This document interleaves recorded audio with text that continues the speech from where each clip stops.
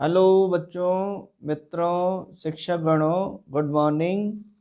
आज हम एक पोयम जो एकेडमिक पर्पस से और कॉम्पिटिटिव पर्पस से हमारे कोर्सेज में है, the noble nature by Ben Jonson.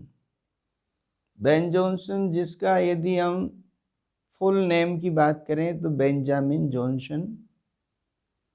हमें जानते हैं कि अच्छी तरह से हमें सबसे पहले पोइट्री को पढ़ने के लिए, चूंकि हम पिछले वीडियोज में भी आपसे बातचीत कर चुके हैं, पोइट्री को पढ़ने के लिए उसके दो ग्राउंड होते हैं। एक उसका सबसे पहला ग्राउंड है स्ट्रक्चरल ग्राउंड और दूसरा है उसका थीमेटिक ग्राउंड। न केवल एकेडमिक पर्पस से क्वेश्चंस हमारा सबसे बड़ा सवाल होता है, लेकिन कक्ष में पढ़ने और पढ़ाने के लिए हमें सबसे पहली जो ज़रूरत है वो ये है कि हम पोइट्री को एंजॉय करना सीखें, पोइट्री को हम उसके ग्राउंड लेवल पे जानें। और उसको ग्राउंड लेवल पे जानने के लिए सबसे पहले उसका लेवल आता है स्ट्रक्चरल ग्राउंड लेवल। हम यदि बात करते हैं तो ये कविता आपके सामने, चूँकि हमारा ये 12th के सिलेबस के अकॉर्डिंग यदि बात करें तो ये कविता जो ही हम बच्चे से बात करते हैं, कक्ष में हम पढ़ाने का प्रयास करें तो हम स्ट्रक्चरल बच्चे का ध्यान लें। टीचर भी इस चीज़ का विशेष ध्यान रखें कक्ष में पढ़ाते समय कि बच्चे को हम इन्वॉल्व करने के लिए सबसे पहले उसका ध्यान इनवाइट करेंगे कि इसको स्ट्रक्चरल देखें। बच्चे से हम कहेंगे कि how many lines are there, इसमें कितनी लाइन्स हैं, और वो गिन के बताता है तो हमें आंसर मिलता है 10 लाइन्स। दैट मीन्स 10 लाइन्स बच्चे ने जो एक्सरसाइज की उसका मतलब ये हो गया कि बच्चा आपका उस विषय वस्तु से जुड़ना स्टार्ट हो गया। सारी स्ट्रक्चरल हम जब बात करेंगे, चूंकि स्ट्रक्चरल रूप में हमें 2-3 चीज़ों का विशेष ध्यान रखना है। इसमें स्ट्रक्चरल जो हाईलाइट होगा वो आपका लाइन्स है, मीटर है और पंक्चुएशन है। जैसे देखिए इस कविता की सबसे बड़ी खूबसूरत यदि स्ट्रक्चरल बात है तो हमें प्रत्यक्ष रूप से बिल्कुल ऑब्वियस ये हो रहा है कि 10 लाइन्स हैं, लेकिन बारीकी से जब हम ध्यान देते हैं तो इसमें 4 पंक्चुएशन का मुख्य रूप से प्रयोग हुआ है और 8 लास्ट में एक ही पीरियड के साथ ही खत्म हो गई। यहाँ मैं जो बोल रहा हूँ एक वर्ड है period. This poem comes to an end by a single period. Here, period may be the new word even for student or teachers, because in our common habit is a stop. A stop alternatively is regarded period. ये बच्चे के लिए new knowledge हो गया, बच्चों को जुड़ने के लिए जिज्ञासा, क्यूरियोसिटी उसमें हो गई। 4 पंक्चुएशंस इस पोएम में यूज किए गए। ये पोएम एक लिरिकल कंपोजिशन है। Lyric is the mother of all type poetry. हम इसके और ओरिजिन की बात करें, it is an extract part from the longer ode of Ben Jonson. Here to this extract part when we come, इस extract part की जब हम बात करते हैं, इसकी जब हम थीमेटिक बात करते हैं, स्ट्रक्चरल बात करते हैं, तो बहुत सारी ऐसी चीज़ें हैं कि पोएम जितनी शॉर्ट हमें दिखाई देती उतनी है नहीं। It's pragmatic, thematical, it's exclusive structural, so many structural views, grammatical, linguistical, ये सारी चीज़ें इसमें हमें मिलेगी। हम थोड़ा इस पर देखेंगे।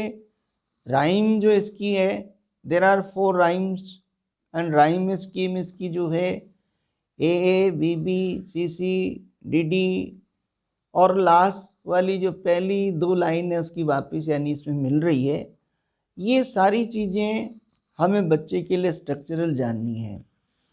हम एकेडमिक पर्पस से, 12th के पर्पस से देखें तो इस टेक्स्ट के जो पीछे के क्वेश्चंस हैं उसमें बिल्कुल क्लियर है आपका। हमें 4 तरह के क्वेश्चंस पीछे दे रखे हैं। आपका कॉम्प्रिहेंशन है, वोकेबुलरी है, स्पीच है और कंपोजिशन है। That means poetry not only amusement, poetry is also comprehension.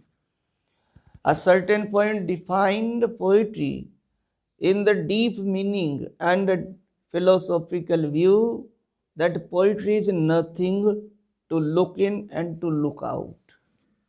इस थ्योरी के आधार पर यदि हम समझने का प्रयास करें तो पोएम में, पोइट्री में बहुत भारी ऐसी चीज़ें होती, बहुत सारी ऐसी चीज़ें होती हैं, scientific, philosophical, intellectual and chronological, contemporary, बहुत सारी चीज़ें ऐसी होती है। उस पर्पज से कवि का प्रयास रहता है, राइटर का प्रयास रहता है। हम यदि केवल मात्र ध्यान रखें कि स्कूल पर्पज से और एकेडमिक पर्पज से ही इसे हमें देखना पड़े, तो उसमें आप देखेंगे थीमेटिकल, इस कविता के अंदर सबसे पहले हम आते हैं द नोबल नेचर। टाइटल जो है, ये टाइटल अपने आप में पनिंग है। जब हम इसको पढ़ते हैं the noble nature, noble, noble is the characteristic of human being. Nature, nature is herbal word.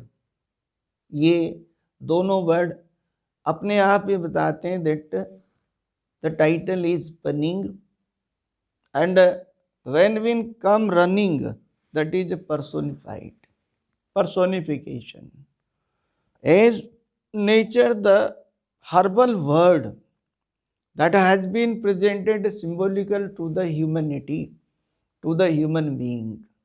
मानव समाज को प्राकृतिक सिंबल्स और प्राकृतिक ऑब्जेक्ट्स के द्वारा बताने और समझाने का प्रयास किया।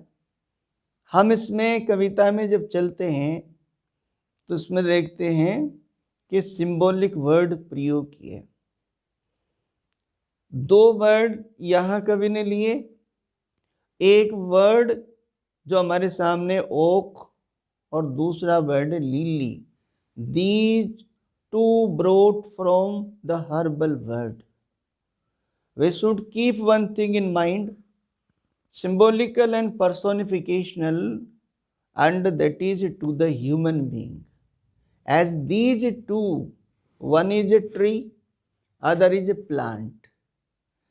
tree itself has been mentioned or mythologized that it has 300 years span of life, and on other side the lily, that is very short span, it has just one day's life। just like he wants to say, इसी तरह से वो कहना चाहता है कि हमारे मानव जीवन में कुछ लोग लंबा जीवन जीते हैं, longevity. Oak here stands for longevity.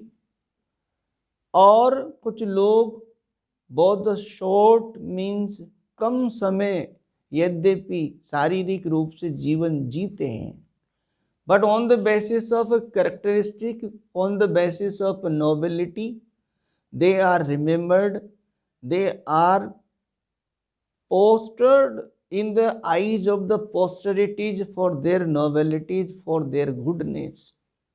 सो हम यदि इसको टेक्सुअल लाइन टू लाइन करने का प्रयास करें तो हमने स्ट्रक्चरल देखा था कि इसमें हमारा एक ही पीरियड है पूरी पोएम में। दैट मीन्स कविता स्टार्ट होती है और last by a single full stop, by a single period. It means इस छोटी कविता में one idea runs and two images have been applied to clear the idea. और इस आइडिया को क्लियर करने के लिए दो यहाँ इमेजेस लेकर इसको स्पष्ट करने का प्रयास किया। हमें देख रहे हैं कि यदि हम स्ट्रक्चरल ध्यान देते हैं तो बच्चों को हमें ये भी सिखाना पड़ेगा कोमा, सेमीकोलन और डैश इसमें प्रयोग हुआ, और स्टॉप मीन्स पीरियड प्रयोग हुआ। 4 पंक्चुएशन प्रयोग हुए। लेकिन ये जो डैश है इसको ग्रामेटिकली स्ट्रक्चरली हम लेंगे तो इसमें बहुत बारीकी की चीज़ है। बच्चे का क्वेश्चन हो सकता है डैश जो छोटे रूप में दिख रहा है बड़े रूप में भी हमें दिखता है, इसको हम जो डैश हमें जनरली ऐसे दिखाई देता है, ये होता है, एक होता है आपका एन डैश और एक होता है एम डैश। एन डैश और एम डैश टीचर्स और बच्चों को उसको समझना पड़ेगा, द पर्पस, ग्रामेटिकल पर्पस। हम जब थीमेटिक तरीके से पूर्ण रूपेण बच्चों के तरीके से उसको पढ़ने समझने का प्रयास करते हैं, यद्यपि मैंने एक वर्ड प्रयोग किया प्रेगमेटिक, एक्सप्लोसिव, ये दोनों शब्द पर्याप्त है इस कविता को बहुत हाईली लेवल से समझने के लिए। लेकिन मैं इस बात पर आना चाहूँगा कि इसे हमें बच्चों के लेवल और बच्चों तक पहुँचाने के पर्पज़ से हम इसकी थीमेटिकल तरीके से जब बात कर रहे हैं तो सबसे पहली बात ये आ रही है जक्सटेपोज है इसमें। Juxtapose means contrastic, means contrast. यहाँ 2 सिंबल जो यूज किए, दो they are from the same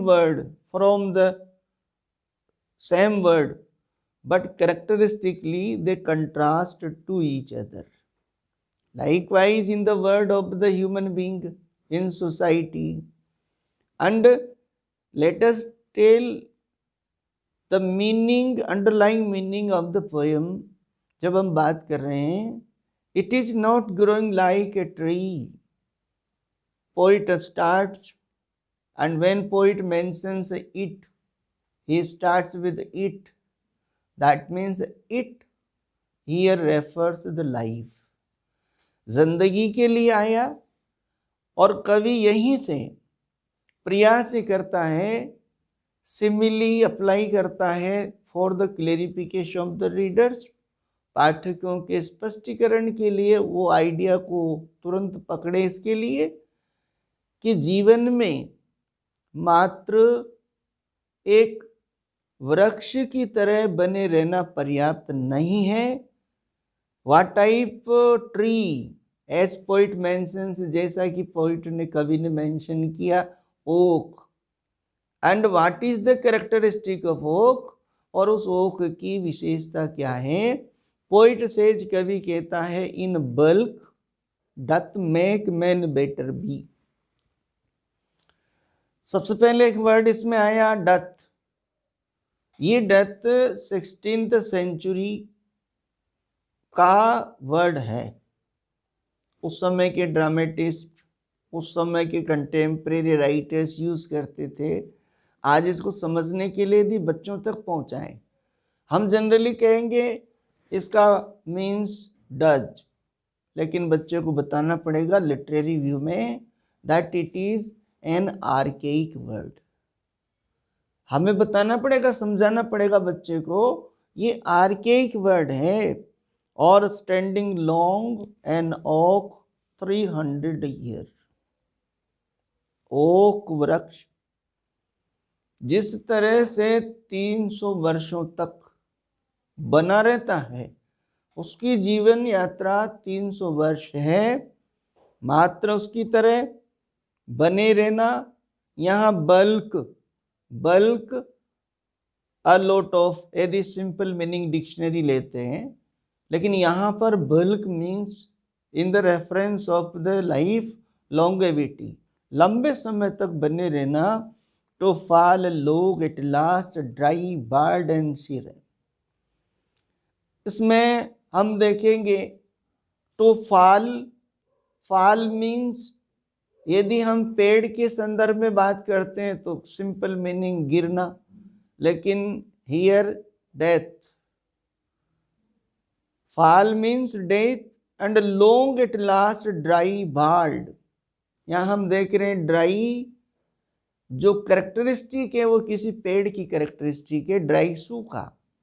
and board board का डिक्शनरी मीनिंग गंजा, दैट मीन्स यहाँ ये क्लियर है कि ये पर्सोनिफिकेशन है। एंड सिरे सिरे मीन्स यदि हम मीनिंग लेते हैं तो सिंपल इसका मीनिंग होता मुरझाना। मुरझाना ये सारी कैरेक्टरिस्टिक्स क्लियर करती है लिटरेरी तरीके से कि ये पर्सोनिफिकेशन में चलता है। हमें यहाँ तक एक ट्री, ओक ट्री को मेंशन करके उसकी कैरेक्टरिस्टिक जो मानव जीवन पर अप्लाई की गई है, एक ऐसा मनुष्य, एक मानव जीवन की एक ऐसी साइड, एक ऐसा रूप जो लंबे समय तक यानी जो है जीता है, लेकिन किसी तरह की नोबेलिटी, किसी तरह के सत्कर्म वो नहीं करता, उसके अंदर गुणों का अपार भंडार नहीं होता, सिंपली जीवन को यानी जीता है। On other side poet compares the life full of nobility, either short one, चाहे वो कम उम्र हो लेकिन गुणों से भरी, a lily of a day. Lily, the western plant that has the one day life, and eastern culture, when we come eastern culture, that tulip and the lotus, that means very short life, is fairer far in May. When we come to these two words, fairer far in May, fairer far automatically comes here literary purpose, alliterative purpose, alliteration purpose. Although it fall and die that night, सुंदर lily यद्यपि वह एक ही दिन में शाम तक अपना जीवन समाप्त कर लेता है, it was the plant and flower of light. इसको यदि हम वर्ड मीनिंग के अनुसार बात करते हैं तो flower of light, light means generally हम प्रकाश, इसको हम symbolical Prakash means hope, Prakash means the goodness, enlightenment of the positivity, enforcement of the quality, हम इस तरह से इसको कहेंगे। And it was the plant of flower in a small proportion we just beauty see.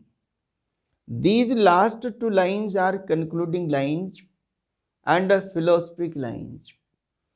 इन दो lines में कवि का ओपनिंग लाइन में आइडिया क्लियर हुआ और इन दो लाइंस में last concluding lines are the stamping lines and sealing lines. Idea is sealed, idea is opened with two opening lines and idea is sealed और stamped by the last two lines. And we find, हमने देखा कि इन दो starting lines की rhyme और last की यानी दो लाइंस की राइम सेम है। ये इसका इनडायरेक्ट पर्पस भी है और हम देख रहे हैं in small proportions we just beauties see. हम स्मॉल proportion here means रेशियोली इफ वी कम, यदि हम बात करते हैं कि व्यक्ति के उम्र, व्यक्ति के समय के अनुसार हम बात करें तो चाहे उसका कम समय फिजिकल इस दुनिया में रहा हो, लेकिन स्पिरिचुअल उसकी क्वालिटीज को ही गिना जाता है। In a small proportion we just beauties see and in a short measure life में परफेक्ट बी। ये जो लास्ट की लाइन है, it's just the view of poet, it's just the message of poet. The message of this poet lies in the last two lines. अंतिम जो दो पंक्तियां हैं उनमें कवि का संदेश, कवि का दर्शन, कवि का बौद्धिक मंथन, बौद्धिक चिंतन उसमें प्रदर्शित होता है।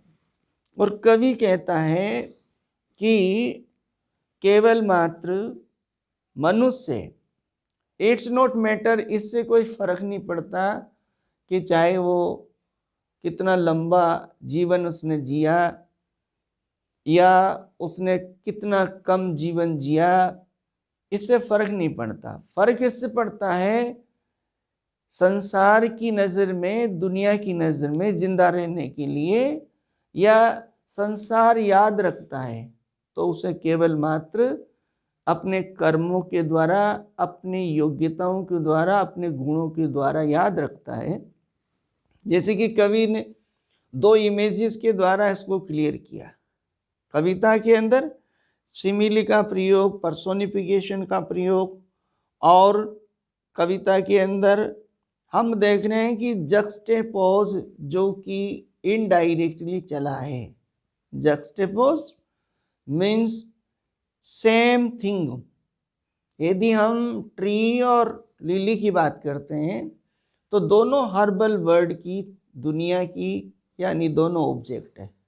जैसे मनुष्य, सब दुनिया के मनुष्य, लेकिन वे अपने गुणों योग्यताओं के आधार पर इन the eyes of the word distinguish हो जाते हैं। ये इस कविता का मुख्य थीमेटिक पर्पज है। हमें देखेंगे कि इसमें ग्रामेटिकल वर्ड्स भी हमें बच्चों को हाईलाइट करने हैं। यहाँ टेक्सचुअल आपका जो बोर्ड है इसने हाईलाइट करके बाहर भी बता रखे हैं ग्लोसरी में, लेकिन इसके अलावा बहुत सारे हैं। इसमें कंजक्शन का प्रयोग हुआ, इसमें आपका किस तरह से पंक्चुएशंस के मेन पर्पज इसमें रहे ये भी हमें देखने पड़ेंगे।